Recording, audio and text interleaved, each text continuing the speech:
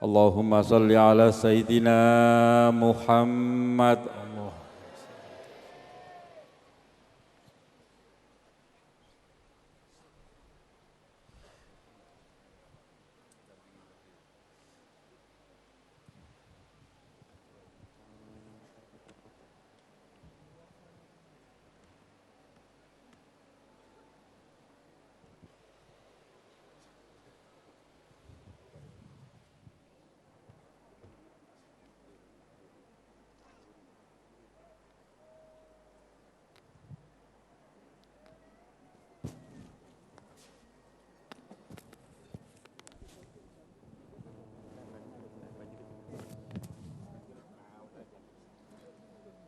الحمد لله اصطفى واجتبى واختار سبحانه وتعالى، يرفع من يشاء ويعز من يشاء، وبيده الأمر كله سبحانه، لا نحصي ثناء عليه، هو كما أثنى على نفسه، فله الحمد قبل الرضا وبعد الرضا وحتى يرضى.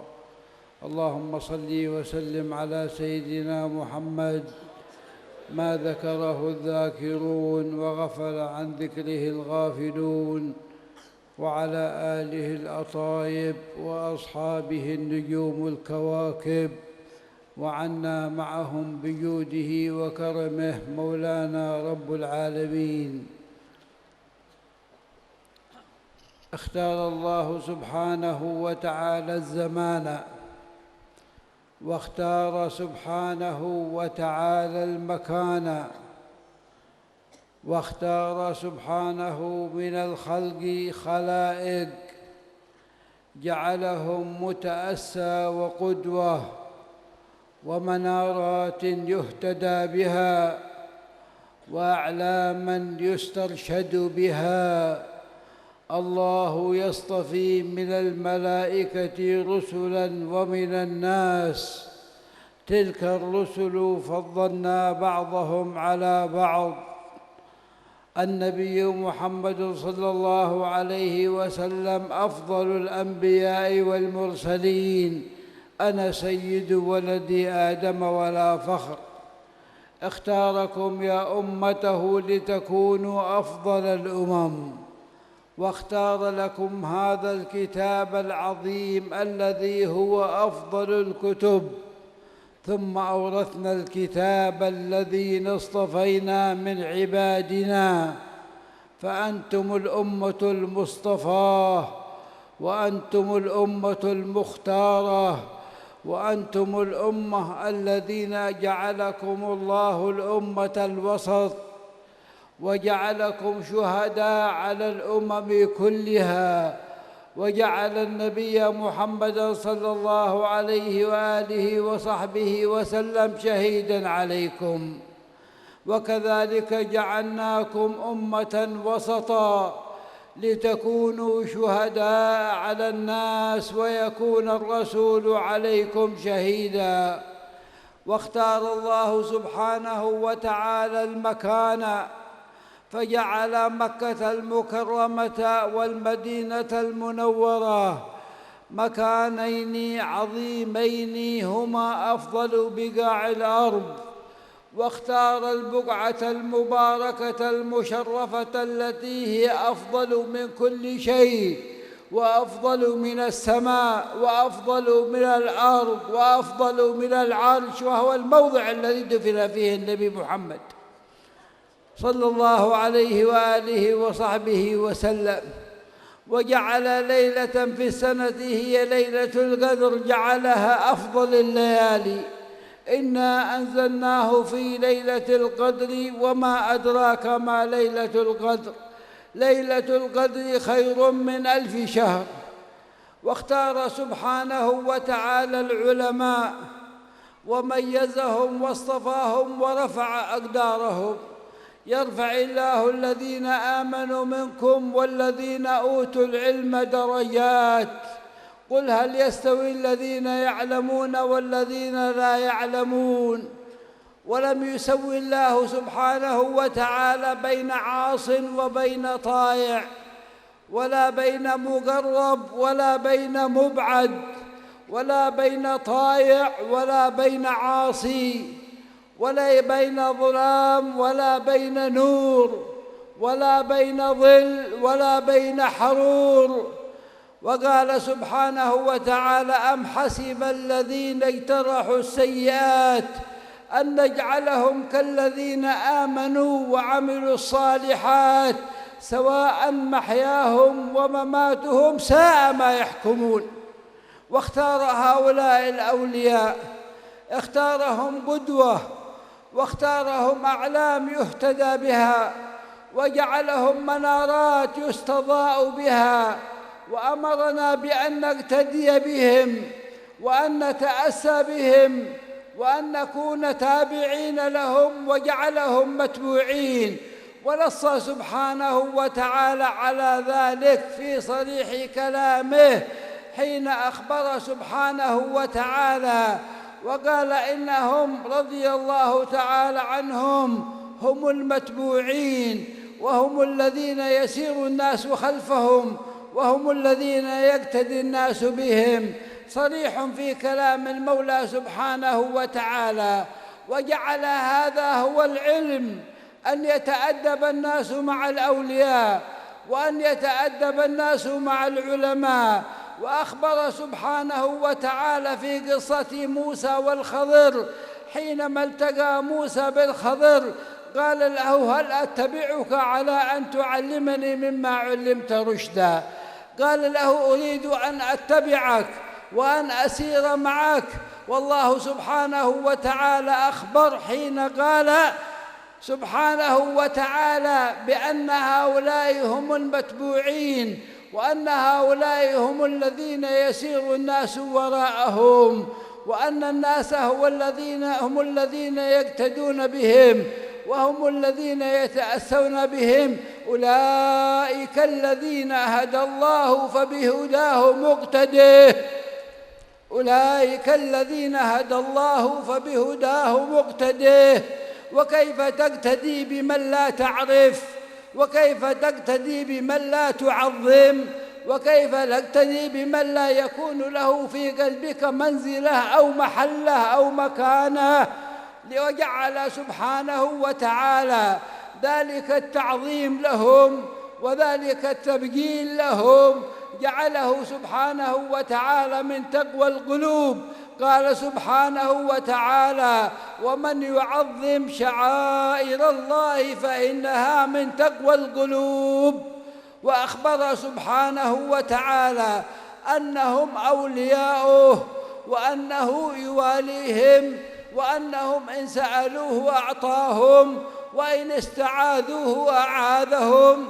وأخبر ذاك في الحديث القدسي عنه سبحانه وتعالى برواية النبي محمد صلى الله عليه وسلم: الصادق المصدوق الذي لا ينطق عن الهوى إن هو إلا وحي يوحى.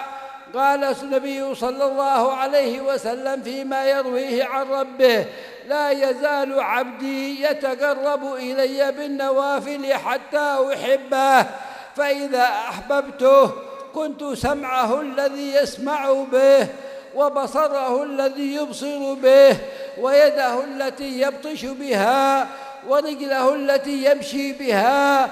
ولئن سألني لأعطينه، ولئن استعاذني لأعيذنه.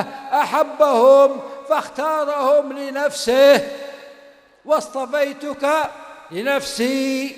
أحبهم فاختارهم لنفسه، ثم كساهم من معاني قدسه، وعمهم بجوده وأنسه، فهم له وهو لهم موالي، فهو لهم وهم له موالي، فهم له كيف هم؟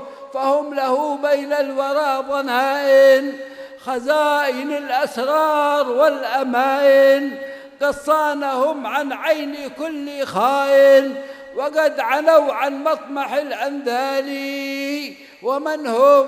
من نفسه شريفة أبية، يربأ عن أموره الدنية، ولم يزل يجنح للمعالي يسهر في طلابها الليالي.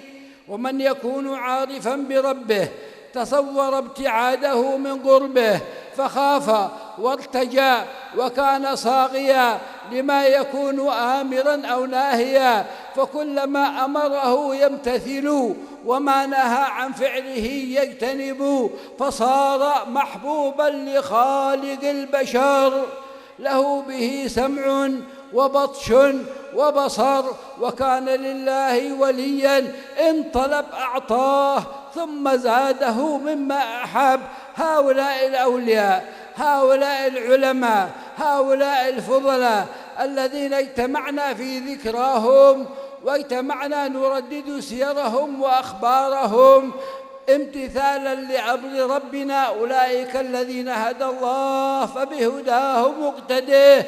فنحن نقرأ أخبارهم ليتبعهم ونقرأ سيرهم لنحبهم، وهذا من طاعة المولى عز وجل. هذا الاحتفال الكبير وهذا الجمع الشهير وهذا الجمع وهذه الحفلة المنيرة الشهيرة التي عقدت لسلطان الأولياء شيخ الإسلام سيد السادات وإمام أهل الولايات سيدنا الشيخ عبد القادر الجيلاني رضي الله تعالى عنه وقدس الله سره العزيز. ومنه في الشيخ عبد القادر ابتهجت طلائع الفضل نورا في محياه، كالشمس تظهر من أقصى مطالعها نورا، وكالبدر ملء العين مرآه، وكالسحاب إذا استمطرته كرما، وكالصبا خلقا إن رق مهواه. من آل فاطمة الزهراء ذو شرف أتى به الدهر فردا عن مثناه، على جلالته أنوار طلعته كالسيف إن راق حسنا رق حداه.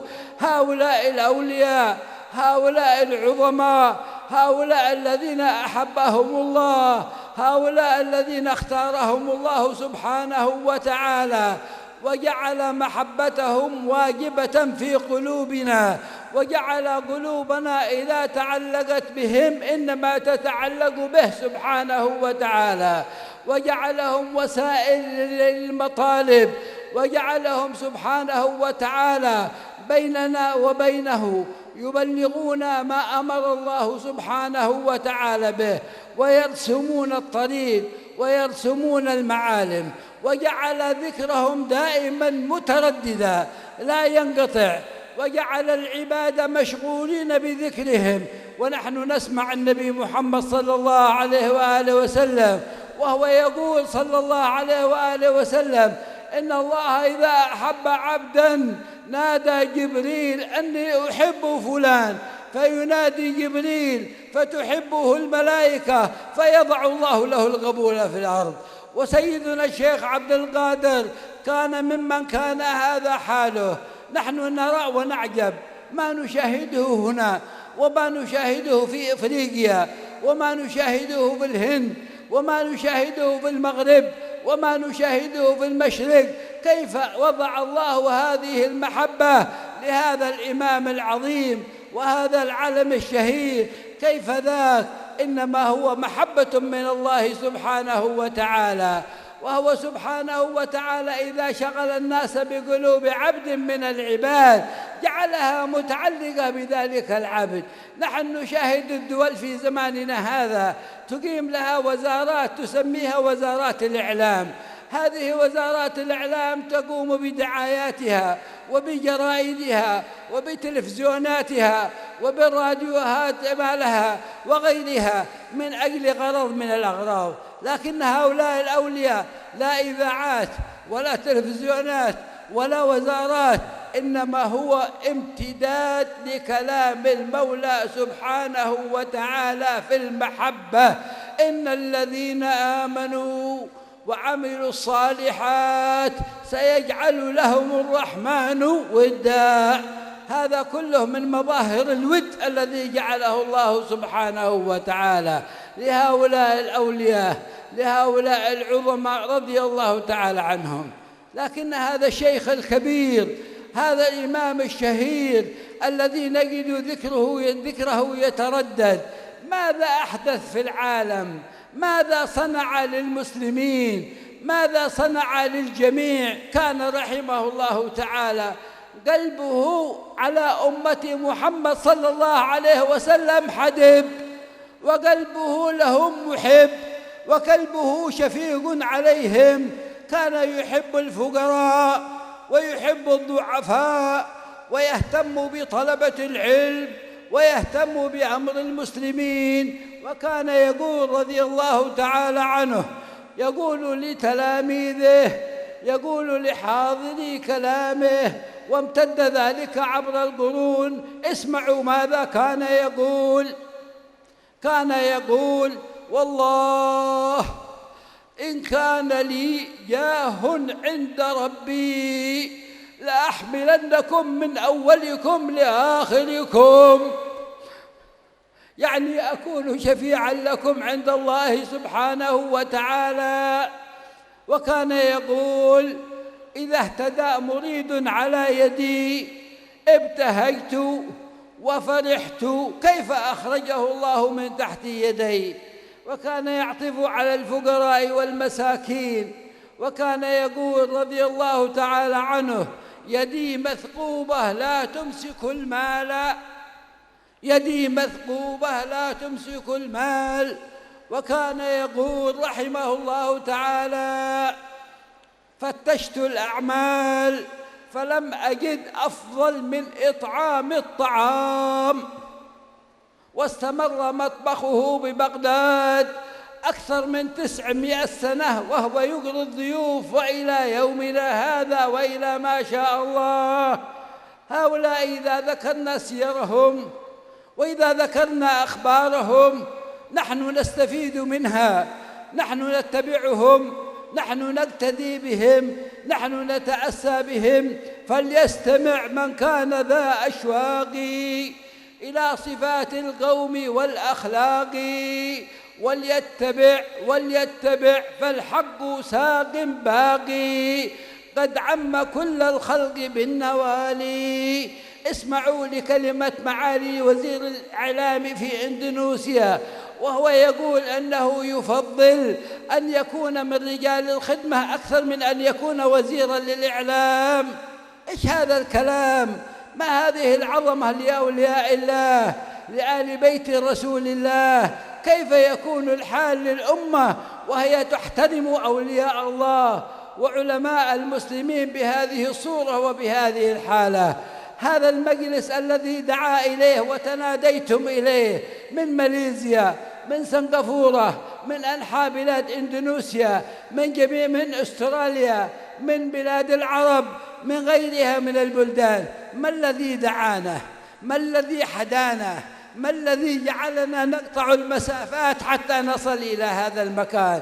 إنما هو تشنيف الأسماع، إنما هو اللقاء بهذه الوجوه الطيبة الطاهرة النظيفة المباركة التي اجتمعت على كلمة المحبة لله سبحانه وتعالى. وأنت إذا ذهبت إلى أخيك تزوره يعقد الله سبحانه وتعالى لك ملكا يناديك ويرحب بك ويخبرك أن الله سبحانه وتعالى يحبك.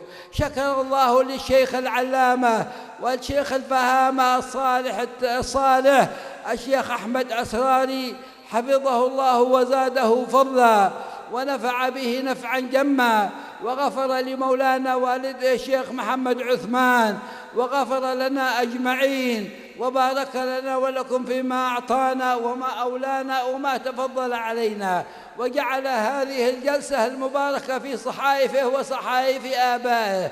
وحفظ الله حبايبنا أهل البيت النبوي الذين حضروا، وحفظ الله العلماء الذين شرفوا وتشرفنا بسماع كلماتهم وسرنا بها واستفدنا منها وانتفعنا بها. وأسأل الله عز وجل أن يعيد علينا وعليكم هذه الذكرى بالخيرات والبركات والسعادات والزيادات التاليات والحاضرات والمستقبلات في خير ولطف وعافية.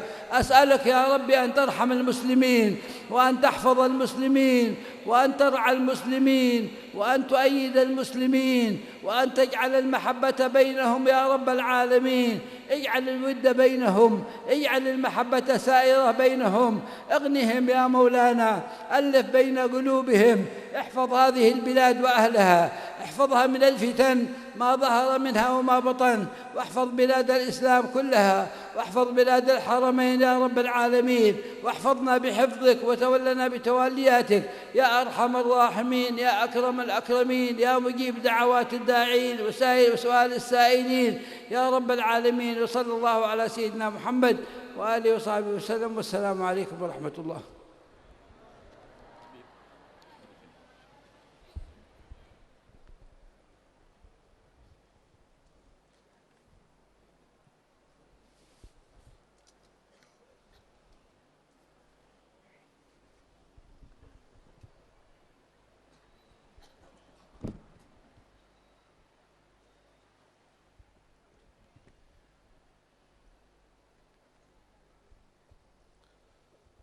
Assalamualaikum warahmatullahi wabarakatuh. Bismillahirrahmanirrahim. Alhamdulillah. Wassalatu wassalamu ala sayyidina wa habibina wa syafi'ina Muhammad wa ala alihi wa sahbihi wa man walah. Alhamdulillah, kita bersama-sama barusan mendengarkan mau'izah hasanah, mutiara-mutiara yang disampaikan oleh tetamu kita yang datang kembali dari tanah suci Makkatul Mukarramah. Beliau menyempatkan waktunya dari kesibukan kita untuk datang ke tempat kita di majlis kita. Tidak lain kita bersyukur kepada guru kita Romo Kiai Ahmad Asrari yang telah mengundang beliau. Secara kasat mata, secara zahir guru kita mengundang ke tempat ini, tapi ketahuilah di balik itu adalah utusan datang dari Sultanul Aulia Sayyidina Syekh Abdul Qadir Jailani. Beliau utus cucunya datang ke tempat kita untuk hadir bersama kita sebagai pecinta beliau, pengikut jejak beliau, berada di jalan beliau dalam tariqahnya. Inilah satu anugerah besar yang Allah berikan kepada kita. Dalam kehidupan kita ada manusia yang menyambung kita kepada mereka, orang-orang yang dekat kepada Allah, orang-orang yang dekat kepada Habibuna Muhammad sallallahu alaihi wasallam. Ketahuilah, sedikit sebelum saya terjemahkan apa yang beliau bawakan, beliau Al-Habib Umar bin Hamid Al-Jailani, sebagaimana kita ketahui bersama, cucu daripada Sultanul Aulia Sayyidina Syekh Abdul Qadir Al-Jailani. Pada awal mulanya beliau belajar mengaji ilmu agama pada ayahnya sewaktu berada di kotanya, yaitu Al-Habib Hamid. Mengaji dan tidak lama kemudian beliau meneruskan perjalanan dalam menuntut ilmunya ke tanah suci Mekah. Di sana beliau terus belajar kepada ulama-ulama Mekah. Di antaranya ialah Al-Muhaddits Al-Allamah Syekh Hasan Mashhad, Al-Muhaddits Al-Allamah Sayyid Alawi Al-Maliki, dan banyak lagi guru-guru beliau dari ulama-ulama Mekah. Sehingga kita sekarang ini melihat hasil daripada tuntutan beliau dalam menuntut ilmu agama yang didapati dari orang-orang yang besar. Lalu beliau terus berjuang berdakwah, mengikuti seminar-seminar baik di luar negeri, bahkan sampai beliau ke India, ke Afrika, dan banyak lagi tulisan-tulisan yang beliau tulisnya. Ini sedikit untuk kita lebih mengenal daripada perjalanan hidup dari tetamu kita yang alhamdulillah Allah karuniakan kepada kita melihat mukanya, mendengarkan ceramahnya. Semuanya ini tertanda bahwa kita terus tidak putus hubungan dengan Sultanul Aulia Sayyidina Syekh Abdul Qadir Al-Jailani. Beliau barusan saja memulai khutbahnya dengan bersyukur kepada Allah Subhanahu wa taala, di mana Allah Subhanahu wa taala mengangkat sebagian hambanya dan merendahkan sebagiannya. Semuanya itu ada di tangan Allah Subhanahu wa taala. Itu tidak lain adalah kekuasaan Allah Subhanahu wa taala. Serta bersolawat pada junjungan besar Nabi kita Muhammad sallallahu alaihi wasallam. Salawat sebanyak orang-orang yang selalu berzikir kepada Allah Subhanahu wa taala. Salawat sebanyak orang-orang yang lupa berzikir kepada Allah Subhanahu wa taala, serta pada keluarganya dan para sahabatnya. Beliau Al-Habib Umar menerangkan kepada kita bahwa Allah memilih daripada makhluk-makhluknya. Ada kalanya Allah pilih salah satu tempatnya di bumi ini, memilih daripada hamba-hambanya, sehingga ada tempat-tempat yang mulia. Begitu juga ada daripada hamba-hamba Allah yang mulia. Tidak lain dijadikan pilihan Allah untuk kita tiru jejaknya, mengikuti langkahnya. Bahkan Allah juga memilih daripada para malaikatnya, memilih daripada rasul-rasulnya dan para ambiyanya. Dan ketahuilah, dari sekian makhluk Allah, dari sekian Rasul Allah, Nabi Allah, maka didapati Nabi kita Muhammad sallallahu alaihi wasallam adalah manusia yang paling dipilih oleh Allah Subhanahu wa taala. Beliaulah yang mengatakan ana sayyidu waladi Adam wala fakhr. Akulah pemimpin daripada anak Adam wala fakhr. Tidak ada kebanggaan seperti kebanggaan yang Allah berikan kepada aku. Inilah karunia yang Allah berikan kepada manusia-manusia, yang mana semuanya itu adalah ciptaan Allah Subhanahu wa taala. Sebagaimana Allah juga memilih daripada kitab-kitab yang diturunkannya, yaitu kitab yang paling mulia, dijaga keasliannya, yaitu kitab yang ada pada diri kita, Al-Quranul Karim. Itulah kitab pilihan Allah Subhanahu wa taala. Lalu Habib Umar mengingatkan kepada kita satu nikmat besar, bahwa kita dijadikan sebagai umat Nabi Muhammad sallallahu alaihi wasallam. Ketahuilah, itulah nikmat yang sangat besar, karena umat ini dipilih oleh Allah untuk menjadi umatnya manusia pilihan Allah.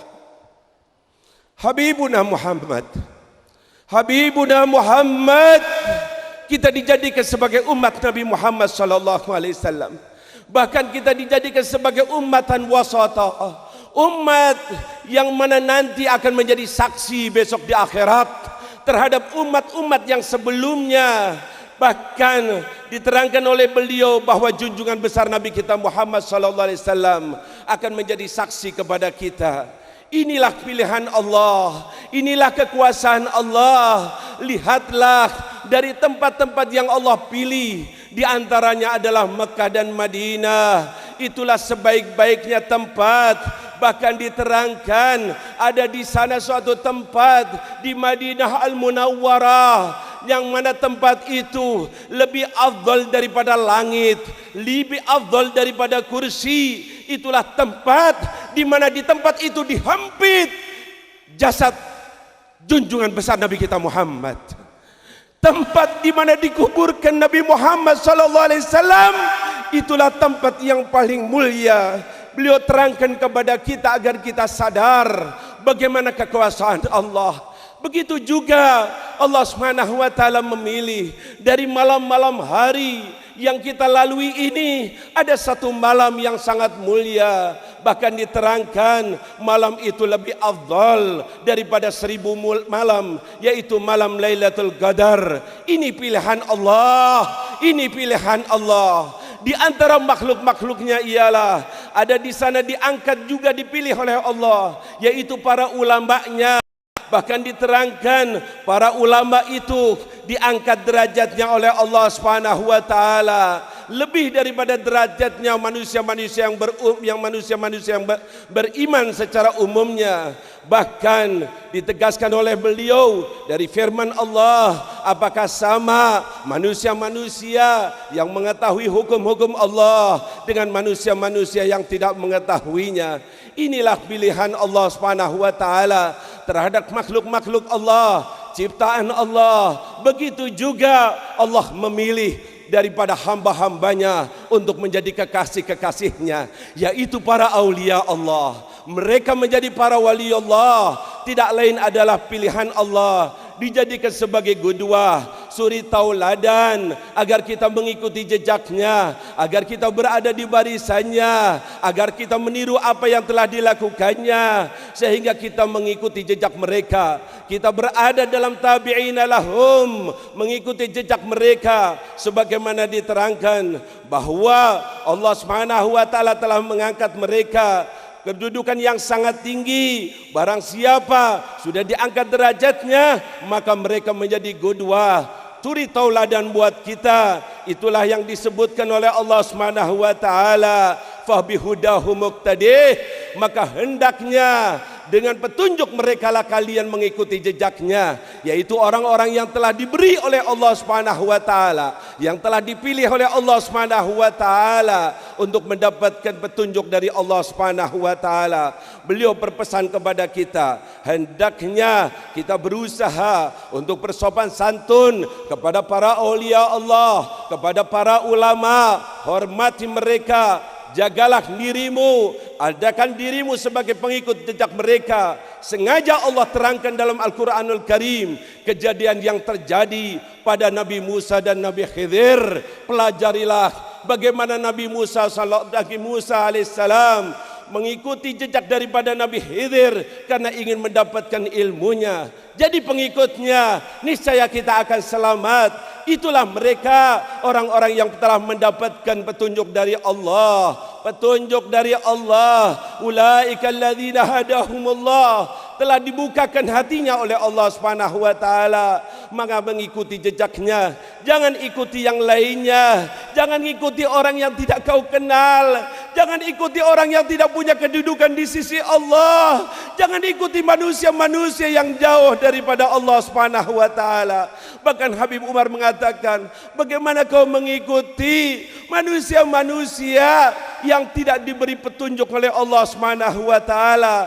Karena kau sebagai pengikutnya, ketahuilah, beliau tegaskan kepada kita, menghormati, mengagung-agungkan daripada kedudukan para aulia Allah, termasuk daripada syiar Islam. Itulah yang diperintahkan oleh Allah. Wa may yu'azzim, barang siapa mengagung-agungkan syiar Allah Subhanahu wa taala, yaitu seperti majelis yang kita hadiri, dengan mengagung-agungkan daripada para aulia Allah, yang mana manusia-manusia itu adalah yang telah dipilih oleh Allah Subhanahu wa taala. Tidak berdoa daripada mereka, memohon sesuatu kecuali Allah telah berikan kepadanya.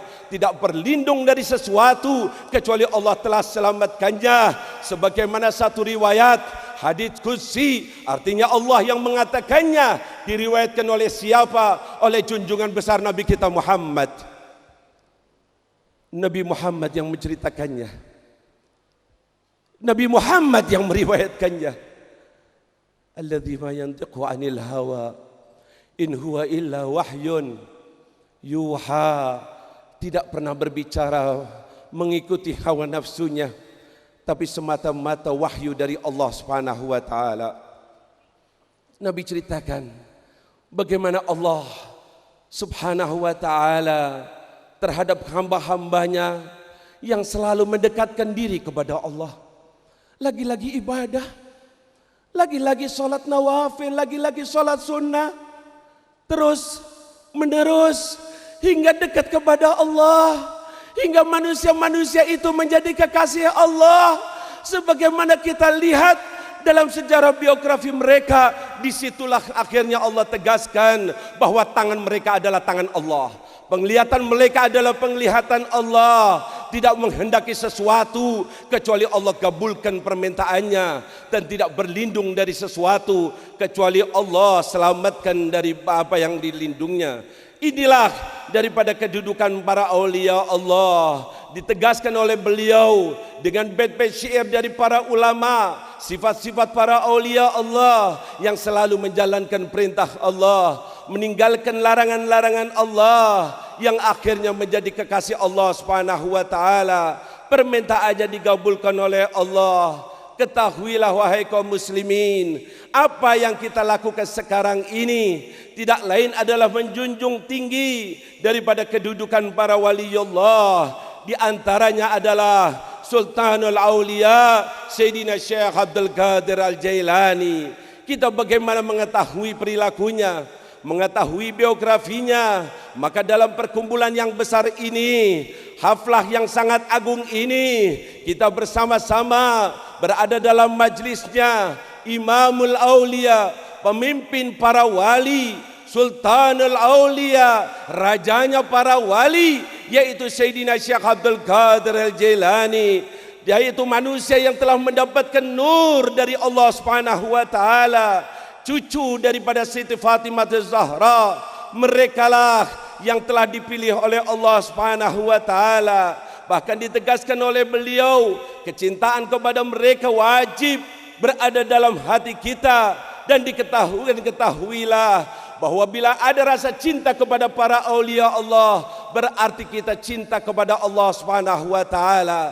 Kalau kita mengikuti jejak mereka, berarti kita berada dalam suatu amalan ibadah yang mana mereka itu selalu mengikuti perintah-perintah Allah Subhanahu wa taala. Bahkan ditegaskan oleh beliau sebuah hadis yang sahih bahwa Allah Subhanahu wa taala kalau mencintai seseorang, memanggil malaikat Jibril dan mengatakannya, wahai Jibril, aku mencintai fulan, maka cintailah itu manusia, maka dicintailah manusia itu. Ingin tahu, diterangkan dalam hadis itu, maka manusia itu didapati qabul, diterima oleh khalayak ramai oleh manusia. Tertanda bahwa manusia itu dicintai oleh Allah Subhanahu wa taala. Kita menyaksikan bagaimana Syekh Abdul Qadir Al-Jailani, bagaimana di tanah air kita, di majelis kita, bahkan beliau mengatakan di Afrika juga di sana, Syekh Abdul Qadir Al-Jailani sangat dicintai. Begitu juga di India, bahkan di pelosok-pelosok dunia. Semuanya ini menunjukkan akan kecintaan Allah Subhanahu wa taala kepada Sultanul Aulia Sayyidina Syekh Abdul Qadir Jailani. Keuntungan besar bagi kita, termasuk pecinta-pecinta mereka. Al-Habib Umar mengingatkan kepada kita apa yang sudah kita dengarkan tadi dari menteri kita, di mana dalam sambutannya mengatakan kepada kita, seandainya aku menjadi salah satu anggota Al-Khidmah, niscaya hal itu lebih baik daripada kedudukanku sebagai menteri. Ini tidak lain kedudukan, satu kataan yang sangat indah, kecintaannya kepada aulia Allah, kecintaannya kepada cucu Rasulullah sallallahu alaihi wasallam. Bahkan Habib Umar menegaskan, kalau para menteri, khususnya menteri yang memberikan penerangan kepada kita, mereka menerangkan apa yang mereka inginkan lewat television, lewat televisi, lewat koran-koran dan segala macamnya. Tujuannya agar apa yang mereka programkan, mereka inginkan didengar oleh khalayak ramai. Adapun para aulia Allah, tidak ada televisi, tidak ada koran, tapi langsung pemberian daripada Allah Subhanahu wa taala. Semuanya itu didapati dikarenakan di hatinya ada keimanan yang kuat dan mengikuti perintah-perintah Allah, sehingga ditegaskan sayaj'alu lahumur rahman wudda. Allah berikan kepadanya para aulia Allah al-wud, sehingga kita semuanya mencintainya tanpa ada koran lebih dahulu, tanpa ada televisi lebih dahulu. Inilah satu kemuliaan besar kita menghadiri acara haulnya Sultanul Aulia Sayyidina Syekh Abdul Qadir Al-Jailani. Beliau Al-Habib Umar menegaskan kepada kita, marilah kita tengok apa yang dilakukan oleh Sultanul Aulia Sayyidina Syekh Abdul Qadir Jailani. Kedudukan yang mulia, kemuliaan yang sangat hebat ini didapati beliau selalu dalam hatinya memikirkan akan keadaan umat Islam. Hatinya selalu penuh kasih sayang terhadap umat Islam. Cinta kepada mereka-mereka yang fakir. Ingin selalu membantu. Cinta kepada mereka yang menuntut ilmu agama. Selalu berusaha membantu kepada hajat-hajatnya umat Islam. Lihatlah hati yang penuh perhatian terhadap umat Nabi Muhammad SAW diwarisi dari Nabi Muhammad SAW, penuh kasih sayang. Beliau mengatakan, coba dengarkan apa yang dikatakan Syekh Abdul Qadir Jailani kepada murid-muridnya. Beliau katakan, wallahi in kana li jahinda rabbi, demi Allah, seandainya aku tahu betul kedudukan yang Allah berikan kepada aku, kedudukanku di sisi Allah, aku akan bantu kalian, aku akan berikan syafaat kepada kalian dari awal sampai akhirnya. Semuanya akan aku beri syafaat. Ini pedulinya, ini perhatiannya, ini kasih sayangnya terhadap umat Nabi Muhammad SAW. Bahkan beliau katakan bahwa tanganku ini jadi datang sakul mana? Beliau katakan bahwa tanganku itu bolong, bocor. Dari apa? Dari duit, dari harta. Tidak pernah harta dipegangnya. Artinya tidak pernah sampai di tangannya gini lama. Begitu didapatinya cepat sekali keluar kepada mereka yang membutuhkannya. Inilah biografinya. Inilah yang dilakukannya. Sehingga mendapatkan kedudukan yang sangat tinggi. Inilah amal-amal soleh. Bahkan beliau mengatakan, aku telah periksa daripada amal-amal soleh yang menjadikan mudah untuk dekat kepada Allah Subhanahu wa taala, maka aku tidak dapati seperti amal soleh membantu saudara-saudara kita untuk memakan nasi, makan dari makanan yang Allah berikan kepada kita. Membantu kepada mereka itu adalah suatu amalan yang soleh, amalan yang sangat baik. Bahkan ditegaskan oleh Habib Umar bahwa dapurnya Syekh Abdul Qadir Jailani المطبخ lebih daripada 900 tahun dapurnya Syekh Abdul Qadir Jailani terus mengepul sampai saat ini untuk memberikan makan kepada mereka yang membutuhkan. Inilah salah satu yang ditempuh oleh beliau. Tidak lain, berikanlah pada hati kita untuk menirunya. Amin ya Allah. Amin ya Allah. Amin ya Allah. Sehingga kita berada di jalannya orang-orang yang saleh, jalannya orang-orang yang diridhai Allah Subhanahu wa taala, hingga kita bersama-sama insyaallah sebagaimana dihidupkan oleh Allah, mencintai orang-orang yang saleh, besok dikumpulkan bersama orang-orang yang saleh. Bahkan Habib Umar mengatakan, lihatlah yang datang di tempat ini dari segala macam penjuru manusia datang. Ada yang dari Malaysia, ada yang dari Singapura, ada yang dari sana dan sini. Semuanya itu dikarenakan rasa cinta, cinta dalam hatinya, cinta kepada Allah, cinta kepada orang-orang yang saleh. Ini semuanya ini tidak lain suatu karunia yang Allah berikan kepada kita, dan kita mensyukuri atas perjuangan, atas dakwah, atas ajakan daripada Syekh Al-Allamah guru kita Kiai Ahmad Asrari, di mana didoakan oleh beliau semoga ilmu-ilmunya terus bermanfaat bagi kita. Semoga Allah Subhanahu wa taala memberikan panjang umur, semoga terus membimbing kepada kita, dan semoga Allah mengampuni kepada ayahnya, yaitu Syekh Uthman Al-Ishaqi, dan semoga menjadikan pertemuan kita, majlis kita adalah majlis yang diridhai oleh Allah Subhanahu wa taala dan terus berlanjut, berjalan, berulang-ulang, bertambah kebaikannya dalam keadaan sehat, dalam keadaan sempurna, dan semoga Allah Subhanahu wa taala menjaga umat Islam dan menjadikan kecintaan di antara kita, kasih sayang sesama kita, sehingga kita bersama-sama berada dalam garisnya orang-orang yang soleh.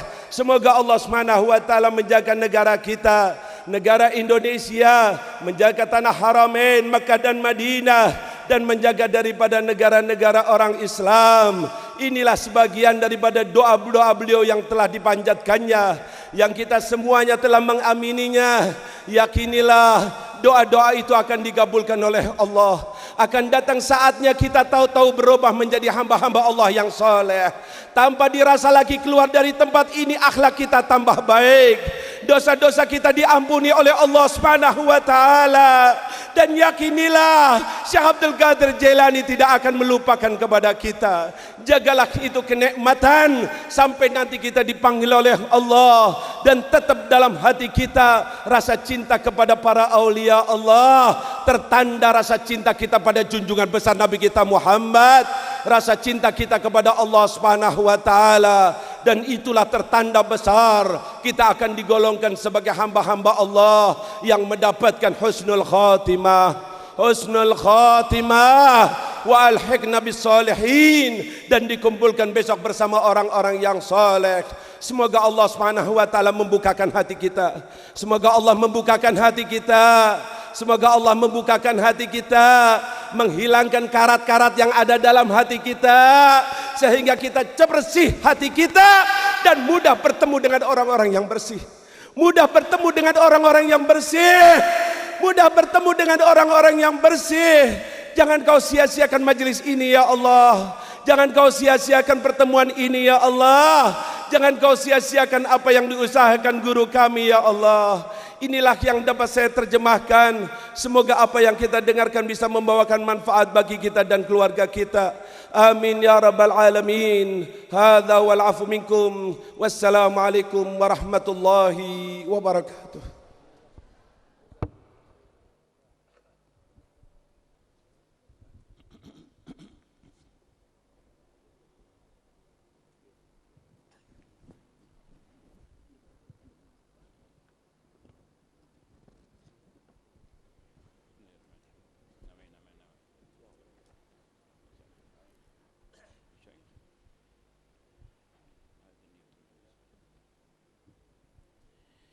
Bismillahirrahmanirrahim. Alhamdulillahi rabbil alamin. Allahumma salli wa sallim wa barik ala sayyidina Muhammad wa ala alihi wa sahbihi ajma'in. Ja'alana Allah wa iyyakum mimman yastawjibu syafa'atah wa yarju min Allahi rahmatahu wa ra'fatah. Allahumma bihurmati hadan nabiyil karim وآله وأصحابه السالكين على منهجه القويم. اجعلنا من خيار أمته واسترنا بذيل حرمته واحشرنا غدا في زمرته واستعمل ألسنتنا في مدحه ونصرته وأعنا متمسكين بسنته وطاعته وأمتنا اللهم على حبه وجماعته. اللهم أدخلنا معه الجنة فإنه أول من يدخلها وأنزلنا معه في قصورها فإنه أول من ينزلها وارحمنا يوم يشفع للخلائق فترحمها. اللهم ارزقنا زيارته في كل سنة ولا تجعلنا من الغافلين عنك ولا عنه قدر سنة. اللهم لا تجعل في مجلسنا هذا أحدا إلا غسلت بماء التوبة ذنوبه وسترت برداء المغفرة عيوبه. اللهم إنه كان معنا في السنة الماضية إخوان منعهم القضاء عن الوصول إلى مثلها، فلا تحرمهم ثواب هذه الساعة وفضلها.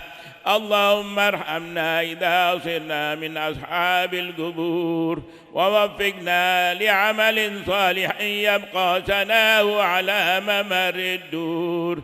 اللهم اجعلنا لآلائك ذاكرين، ولنعمائك شاكرين، وليوم لقائك من الذاكرين، وأحينا بطاعتك مشغولين، وإذا توفيتنا فتوفنا غير مفتونين ولا مخذولين، واختم لنا منك بخير أجمعين.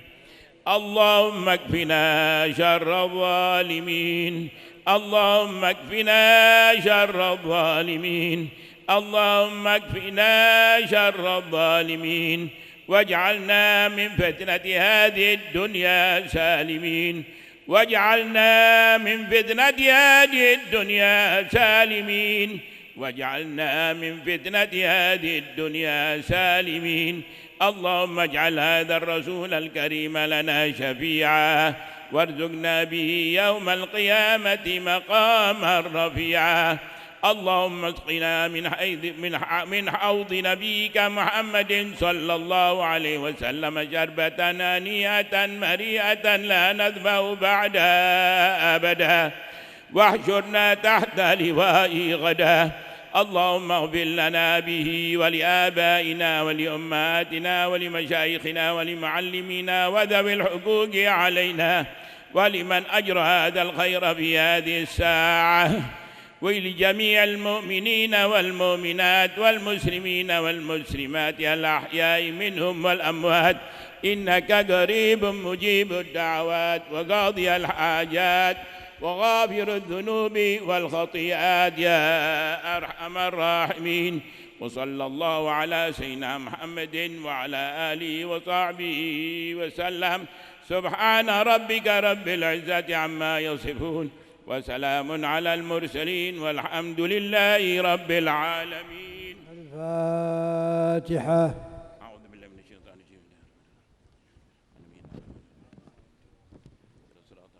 بحق الفاتحة والمعظمة والسبع المثاني أن تفتح لنا بكل خير، وأن تجعلنا من أهل الخير، وأن تتفضل علينا بكل خير، وأن تعاملنا معاملتك لأهل الخير، وأن تحفظنا في أدياننا وأنفسنا وأموالنا وأهلنا وأولادنا وأحبابنا من كل محنة وفتنة وبؤس وضير، إنك ولي كل خير ومتفضل بكل خير ومعطٍ لكل خير يا أرحم الراحمين. وصلى الله على سيدنا محمد وعلى آله وصحبه وسلم. الحمد لله رب العالمين.